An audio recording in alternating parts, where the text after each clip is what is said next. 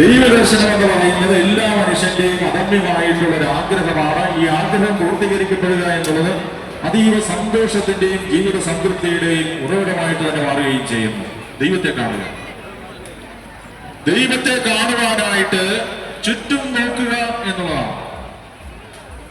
ദൈവത്തിന് മനോഹരമായിട്ടൊരു ഉദാഹരണവും ലൂക്കായുടെ സുവിശേഷത്തിൽ സക്കേവൂസിനെ യേശു വിളിക്കുന്ന സംഭവമുണ്ട്.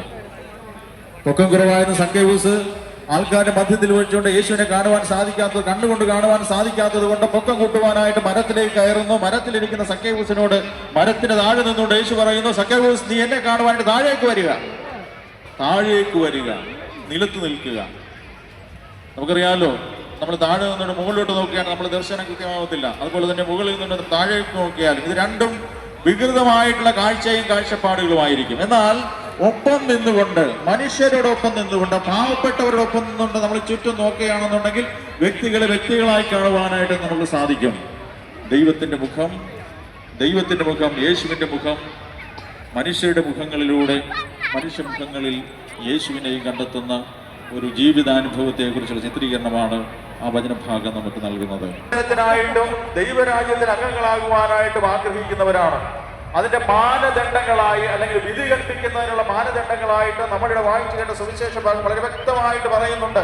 അപ്പം, വെള്ളം, വസ്ത്രം, സാന്നിധ്യം, സന്ദർശനം വളരെ പ്രധാനപ്പെട്ടതാണ്.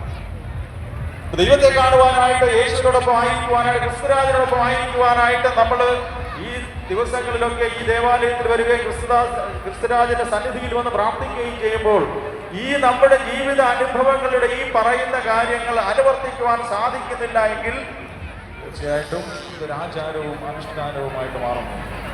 എന്നാൽ നമ്മളെല്ലാവരും, ഇവിടെ ഇരിക്കുന്ന എല്ലാവരും തന്നെ ജീവിതത്തിന്റെ ഏതെങ്കിലും സന്ദർഭങ്ങളിൽ നമ്മുടെ മുന്നിൽ വന്നിട്ടുള്ളവർക്ക് അപ്പം കൊടുത്തിട്ടുള്ളതുണ്ട്. നമ്മൾ സുവിശേഷത്തിൽ വായിക്കുന്നുണ്ട്, അവരെ കണ്ടപ്പോൾ അവന് അനുകമ്പ തോന്നി, കരുണ തോന്നി. മനുഷ്യ സ്വഭാവത്തിന്റെ ഏറ്റവും ശക്തമായിട്ടുള്ള ഒരു വൈകാരികമായ ആവിഷ്കാരമാണ് കരുണയോടുകൂടി, ദയയോടുകൂടി മറ്റുള്ളവരോട് പെരുമാറുക.